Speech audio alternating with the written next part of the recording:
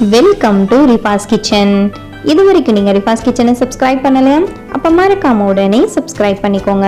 கூடவே இருக்க பெல் ஐக்கானையும் கிளிக் பண்ணிக்கோங்க. அப்போ தான் நம்ம சேனலில் வர அப்டேட் உங்களே உடனுக்குடன் வந்து சேரும். இன்னைக்கு நம்ம என்ன பார்க்க போகிறோம்னா, எல்லாருக்குமே ரொம்ப ரொம்ப பிடிச்ச ரோட் சைட் காளான் மசாலா வீட்டில் இருக்க திங்ஸை வச்சு எவ்வளோ ஈஸியாக செய்யலான்னு பார்க்கலாம் வாங்க. இதுக்கு தேவையான பொருட்கள் என்னென்னு பார்த்துடலாம்.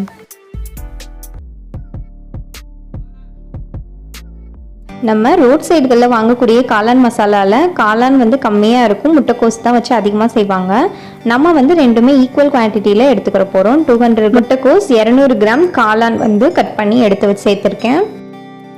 இது நல்லா 2 தண்ணிக்கு வாஷ் பண்ணிவிட்டு வடிகட்டிட்டு அதுக்கப்புறமா நான் பவுலில் ரெண்டையுமே சேர்த்துருக்கேன். 1 டீஸ்பூன் இஞ்சி பூண்டு பேஸ்ட் ஆட் பண்ணியிருக்கேன். கலருக்காக Kashmiri red chilli powder 1 tablespoon add பண்ணியிருக்கேன். உங்ககிட்ட காஷ்மீரி ரெட் சில்லி பவுடர் இல்லை அப்படின்னா கலர் பவுடர் கூட ஆட் பண்ணிக்கோங்க. 1/2 டீஸ்பூன் அளவில் பிரியாணி மசாலா ஆட் பண்ணியிருக்கேன். தேவையான அளவுக்கு உப்பு ஆட் பண்ணியிருக்கேன். 1 டேபிள் ஸ்பூன் அளவில் கார்ன்ஃப்ளவர் ஆட் பண்ணியிருக்கேன். உங்ககிட்ட கார்ன்ஃப்ளவர் இல்லை அப்படின்னா 1 டேபிள் ஸ்பூன் அரிசி மாவு கூட நீங்கள் ஆட் பண்ணிக்கோங்க. இதோட 3 டேபிள் ஸ்பூன் அளவில் மைதா ஆட் பண்ணியிருக்கேன். மைதா இல்லைன்னா நீங்கள் கடலை மாவு இல்லைன்னா கோதுமை மாவு ஆட் பண்ணிக்கோங்க. ஆனால் கடையில் வாங்குற காளானில் மைதா தான் ஆட் பண்ணுவாங்க. அப்போ தான் கடையில் வாங்குகிற டேஸ்ட்டு கண்டிப்பாக இருக்கும். நீங்கள் இல்லைன்னா கோதுமை மாவை ஆட் பண்ணிக்கலாம். இப்போ இது எல்லாத்தையுமே தண்ணி ஊற்றாமல் நல்லா மிக்ஸ் பண்ணி விட்டுக்கிறேன். தண்ணி எதுவுமே சேர்க்க வேணாம். அந்த காளானில் இருக்க தண்ணியே நல்லாவே தண்ணி விடும்.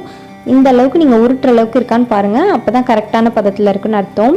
இப்போ நம்ம இதை பொரிச்சு எடுக்கிறதுக்கு ஆயில் சூடு பண்ணிடலாம். சூடு பண்ணிவிட்டு ஆயில் நல்லா சூடானதும் சிம்மில் வச்சுட்டு லைட்டாக தட்டி தட்டி போட்டு எடுத்துக்கோங்க. ரொம்ப வந்து உருண்டை பிடிச்ச ஷேப்பால் நீங்கள் போடணும்னு அவசியம் இல்லை. இப்போ இதை இந்த அளவுக்கு பிடிச்சிட்டு போட்டு எடுத்துக்கலாம். ஒரு இதுக்கும் இன்னொரு இதுக்கும் கொஞ்சம் இடைவெளி விட்டு விட்டு போட்டு பொரிச்சு எடுங்க. உங்ககிட்ட காளான் இல்லைனாலும் ஒன்றும் ப்ராப்ளம் இல்லை. நீங்கள் முட்டைக்கோஸை இதே மாதிரி மசாலாவில் பைண்ட் பண்ணிவிட்டு பொரிச்சு எடுத்தாலும் ரொம்பவே சூப்பராக இருக்கும். எந்த டிஃப்ரென்ஸும் இருக்காது. ஒரு சைடு நல்லா பொரிஞ்சு கலர் சேஞ்ச் ஆகி வந்த டைமில் நம்ம திருப்பி விட்டுக்கலாம். திருப்பி விட்டு இன்னொரு சைடும் நல்லா ஃப்ரை பண்ணுங்கள். லோ ஃப்ளேம்லேயே வச்சுட்டு ஃப்ரை பண்ணுங்கள். ஹை ஃப்ளேமில் வச்சுட்டு ஃப்ரை பண்ணக்கூடாது. காளானும் முட்டைக்கோஸும் நல்லா ஃப்ரை ஆனதும் இப்போ வந்து நம்ம இதை வெளியே எடுத்துடலாம். நல்லா டீப் ஃப்ரை ஆகணும். டீப் ஃப்ரை ஆனதுக்கப்புறமா நம்ம வெளியே எடுத்துடலாம். இது வந்து பார்த்திங்கன்னா அப்படியே சாப்பிட்றதுக்கு ரொம்ப ரொம்ப டேஸ்ட்டாக இருக்கும். ரிஃபா வந்து பார்த்திங்கன்னா நான் இதை பொரிச்சு எடுத்த உடனே வந்து நிறையவே சாப்பிட்டாங்க. அவங்களுக்கு ரொம்ப பிடிச்சிருந்தது. கிட்ஸ் எல்லாருக்குமே இதை அப்படியே சாப்பிட ரொம்ப பிடிக்கும். இதை வந்து 2-3 வந்து பிச்சு ஒரு பிளேட்டில் எடுத்து வச்சுக்கோங்க தனியாக. இது எல்லாத்தையுமே நம்ம பொரிச்சு வச்ச எல்லாத்தையுமே பிச்சு ஒரு பிளேட்டில் எடுத்து மாற்றி வச்சுக்கலாம். இது வந்து எதுக்கு அப்படின்னா நம்ம மசாலா ரெடி பண்ணிவிட்டு மிக்ஸ் பண்ணுறதுக்காக தான். இப்போ நம்ம அதை வந்து பிச்சு ரெடி பண்ணி மசாலா ரெடி பண்ணுறதுக்கு ஒரு பேனில் கொஞ்சமாக ஆயில் ஊற்றிட்டு ஒரு பச்சை மிளகாவை 2ஆக கீறி போட்டிருக்கேன். இதோட 2 வெங்காயம் ஃபைன் சாப் பண்ணி இதோட சேர்த்துட்டு நல்லா மிக்ஸ் பண்ணி விட்டுக்கிறேன். வெங்காயம் நல்லா வதங்கட்டும். வெங்காயம் நல்லா வதங்கினதும் இதுக்கு தேவையான அளவுக்கு உப்பு போட்டுக்கலாம். போட்டுட்டு லைட்டாக மிக்ஸ் பண்ணி விட்டுக்கிறேன்.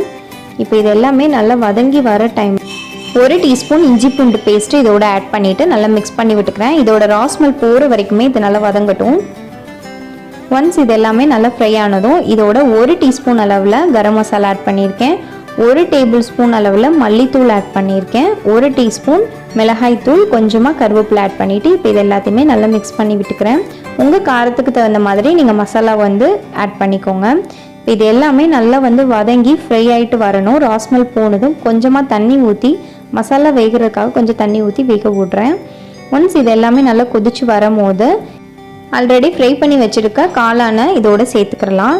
ஃப்ரை பண்ணி வச்ச காளான் சேர்த்ததுக்கப்புறம் நல்லா அமுக்கி விட்டு மிக்ஸ் பண்ணி விட்டுக்கோங்க. அப்போ தான் வந்து நல்லாவே வெந்து வரும். காளான் வந்து கடைகளில் வாங்குகிற காளானில் சோயா சாஸ், டொமேட்டோ கெட்சப் இது எல்லாமே சேர்ப்பாங்க. நம்மக்கிட்ட டொமேட்டோ கெட்சப் மோஸ்ட்லி வீட்டில் இருக்கும். இருந்துச்சுன்னா 1 டேபிள் ஸ்பூன் சேர்த்துக்கோங்க. அப்படி இல்லாதவங்க 2 தக்காளி அரைச்சி ஊற்றிக்கோங்க.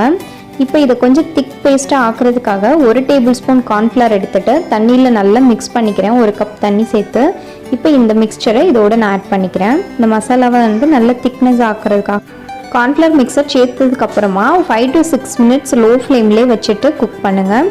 அதுக்கப்புறமா நம்மளுக்கு காளான் வந்து ரெடி ஆயிரும். காளான் ரெடி ஆயிடுச்சு. கார்னிஷிங்காக கொஞ்சமாக கொத்தமல்லி இலை இதோட ஆட் பண்ணிக்கிறேன். ரோட் சைட் காளான் நம்மளுக்கு இப்போ ரெடி ஆயிடுச்சு. இதை ஒரு சர்விங் பவுலுக்கு மாற்றி எடுத்துக்கலாம். பார்க்குறதுக்கே ரொம்பவே மவுத் வாட்டரிங்காக இருக்குது. ரொம்ப ரொம்ப டேஸ்டியான ரோட் சைடில் கிடைக்கக்கூடிய காளான் சாசஸ் எதுவும் இல்லாமல் வீட்டிலையே ரொம்ப சுலபமாக செஞ்சிடலாம். கண்டிப்பாக நீங்களும் இந்த ரெசிபி ட்ரை பண்ணி பார்த்துட்டு எனக்கு கமெண்ட்டில் சொல்லுங்கள். இந்த வீடியோ உங்களுக்கு ரொம்ப பிடிச்சிருக்கா? அப்போ மறக்காமல் லைக் பண்ணுங்கள், கமெண்ட் பண்ணுங்கள். உங்களோட ஃபேமிலி அண்ட் ஃப்ரெண்ட்ஸ்க்கு மறக்காமல் ஷேர் பண்ணுங்கள். ரிஃபாஸ் கிச்சனை சப்ஸ்கிரைப் பண்ணுங்கள். தேங்க்யூ ஸோ மச் ஃபார் வாட்சிங்.